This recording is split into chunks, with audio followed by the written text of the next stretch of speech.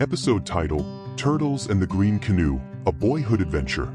Opening scene, Larry's living room. The camera pans across Larry's cozy living room, settling on him as he sits in his favorite armchair.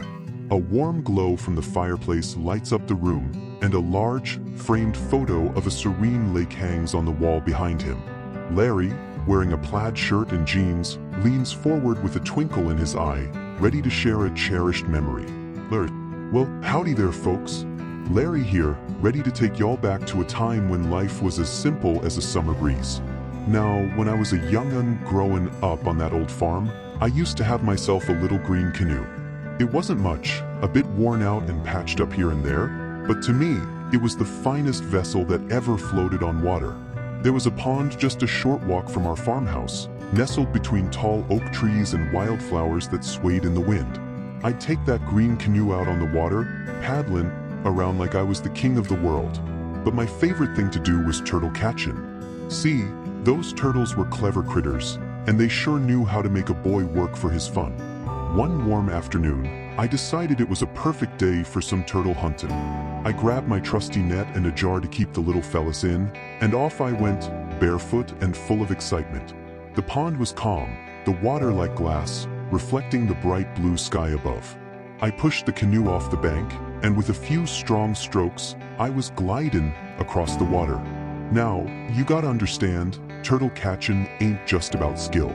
You need patience, lots of it. I'd paddle real slow, keeping my eyes peeled for any movement in the water. Then, just when I thought all was quiet, I spotted a little head poking up near some lily pads.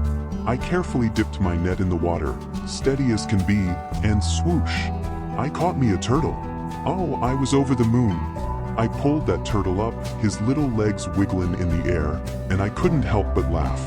I popped him into my jar, and I'll tell ya, I felt like the happiest boy in the whole wide world. I spent the rest of the afternoon catching a few more, then let them all go before heading home, except for one, my favorite, with a shell that had the most amazing patterns. I named him Shelly, and he became my little pond buddy after that. Every time I went out on the water, I'd look for Shelly, and he'd always be there, sunbathing on a log or swimming around, like he was waiting for me. Those days on the pond, just me, my green canoe, and the turtles, they were some of the best memories I've got. Simple, sure, but full of joy. Larry leans back in his chair, a contented smile on his face. Larry, you know, sometimes it's the littlest things that stick with you the longest.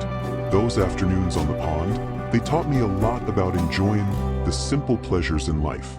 And if I close my eyes, I can still hear the water lapping against that old green canoe, feel the sun on my face, and see Shelly's shell glistening in the sunlight.